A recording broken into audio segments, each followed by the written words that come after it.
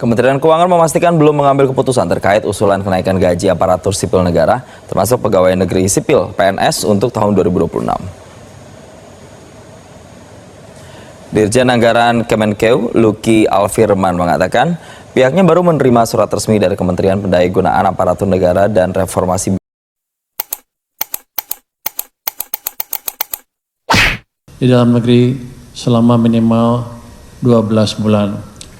Eksportir migas wajib menempatkan minimal 30% DHE SDA selama paling sedikit 3 bulan.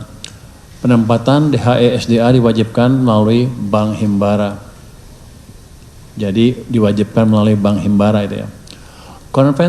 Konversi DHE SDA ke valuta asing ke rupiah, konvensi DHE SDA valuta asing ke rupiah dibatasi maksimal 50%. Meski penempatan DHE SDA diwajibkan melalui Bank Himbara, pemerintah tetap memberikan relaksasi bagi eksportir tertentu, khususnya sektor pertambangan migas dan non-migas. Relaksasi diberikan kepada eksportir yang memiliki buyer dari negara mitra dagang Indonesia yang sudah menjalin perjanjian bilateral atau kerjasama perdagangan. Berikut ketentuannya. Eksportir yang sudah terikat perjanjian bilateral diperbolehkan menempatkan sebagian DHE SDA pada bank non-himbara. Porsi penempatan pada bank non-himbara maksimal sebesar 30%, jangka waktu penempatan paling lama 3 bulan.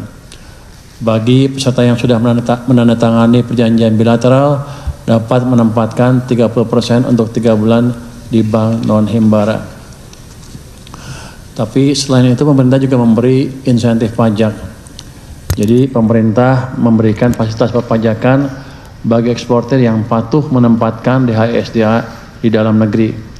Ini meliputi tarif pajak penghasilan atau PPH lebih rendah dibandingkan instrumen reguler, tarif PPH atas penghasilan dan instrumen penempatan DHE SDA dapat mencapai 0%. Besaran tarif menyesuaikan jangka waktu penempatan dana. Pemberian tarif PPH hingga 0% sesuai dengan jangka waktu penempatan atas penghasilan yang diperoleh oleh instrumen penempatan DHE SDA dibandingkan dengan instrumen reguler yang kena pajak sampai 20%. Jadi biasanya kalau di bond bunganya yieldnya dikenain pajak 20%, kalau taruh sumbernya DHE SDA maka pajak instrumen itu 0 kira-kira gitu. Mungkin demikian informasi dari saya, Mas. Terima kasih. Baik, terima kasih Bapak Menteri Keuangan. Bapak Menteri Keuangan barusan saja menjelaskan mengenai mekanisme juga devisa hasil ekspor yang merupakan satu ekosistem dengan konsolidasi ekspor yang akan dilakukan segera ya mulai 1 Juni pos transisi hingga Januari 2027. Tujuannya adalah untuk mempertahankan kekayaan negara, menguatkan cadangan devisa, dan ketika cadangan devisa kuat, tentunya rupiah kita kuat dan ekonomi kita kuat dan rakyat pun sejahtera. Berikutnya Pak Doni Oskarya sebagai CEO dari Danantara yang juga menjelaskan nanti PT DSI, juga Pak Doni juga sebagai Kepala BP BUMN. Silakan Pak Doni. Terima kasih Mas. Assalamualaikum warahmatullahi wabarakatuh. Yang saya hormati Pak Menko Perekonomian, Pak Menteri Keuangan, dan juga Kepala Bakom RI, dan juga teman-teman media sekalian. Yang pertama tadi sudah disampaikan dengan sangat jelas oleh Pak Menko bahwa pemerintah tentu sangat bijaksana di dalam mengimplementasikan program ini karena ada masa transisi 6 bulan, kurang lebih 7 bulan dari 1 Juni sampai dengan 31 Desember. Dan di dalam masa transisi ini tadi disampaikan juga apa yang sudah akan dilakukan, tadi disampaikan dengan sangat jelas. Di pihak kami di PT Danantara Sumber Daya Indonesia, tentu kita memastikan yang pertama bahwa perusahaan ini akan berjalan sesuai dengan governance yang baik, transparan, accountable. Ini menjadi patokan utama kita karena kita tidak mau nanti satu niat yang baik kalau dikelolanya tidak baik nanti menjadi problem yang pemindahan masalah aja. Jadi kami memastikan bahwa perusahaan yang dibentuk itu nanti akan berjalan dengan transparan dan dapat diawasi oleh seluruh masyarakat Indonesia. Yang kedua adalah kami juga sedang melakukan proses seleksi yang ketat berkaitan dengan sumber daya manusia yang nanti akan bergabung dengan Danantara Sumber Daya Manusia, Danantara Sumber Daya Indonesia. Ini juga sedang dilakukan proses seleksi yang ketat dan insya Allah mudah-mudahan nanti minggu depan akan ada beberapa nama lagi yang akan diumumkan oleh Danantara menjadi bagian daripada tim. Kemudian juga berkaitan dengan teknologi, kita juga sedang mendevelop satu sistem yang baik. Tentu harapannya adalah bahwa ini amanah besar yang dititipkan oleh masyarakat Indonesia untuk mengelola sumber daya alam kita menjadi memberikan manfaat yang maksimal. Karena itu kami dari Danantara Indonesia akan berupaya sebaik mungkin dan dapat diawasi oleh masyarakat Indonesia dalam implementasi program ini. Itu mungkin tambahan dari saya. Terima kasih. Assalamualaikum warahmatullahi wabarakatuh. Baik, terima kasih Bapak Doni Auskaria. Bapak Doni Auskaria baru saja menjelaskan bahwa fokus utama dari PT DSI di proses pembentukan awalnya adalah governance.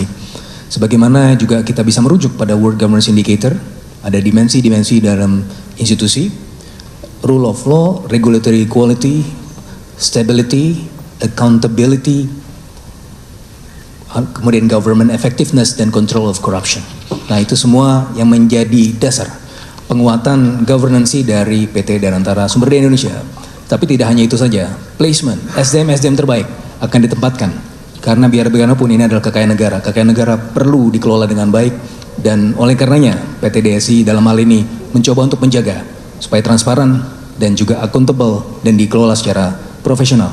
Berikutnya saya sampaikan ruang dan waktu kepada Bapak Kepala Bakom Republik Indonesia, Bapak Muhammad Kodari. Silakan Pak. Terima kasih Pak Fitra. Yang saya hormati Pak Menteri Ekonomi, Menteri Koordinator Ekonomi, Pak Menteri Keuangan dan Bapak CEO Danantara. Bapak Ibu sekalian, izinkan saya untuk memberikan keterangan bukan terkait dengan DSI, tetapi memberikan informasi atau keterangan terkait dengan isu presiden ke negara lain selain Prancis. Jadi ini teman-teman media pulang dari sini dapat beberapa bahan ini, bukan cuma soal BSI, Pak Erlangga. Yang pertama, sejak awal tidak ada statement pemerintah RI bahwa presiden akan ke Italia. Yang kedua, jadwal resmi memang hanya ke Prancis. Yang ketiga, bila di perjalanan ada rencana akan ke tujuan yang lain, itu sebatas rencana sampai ada penyampaian resmi dari pemerintah. Yang keempat, kunjungan kenegaraan presiden ke Prancis sudah diumumkan oleh Menteri Luar Negeri kita, Pak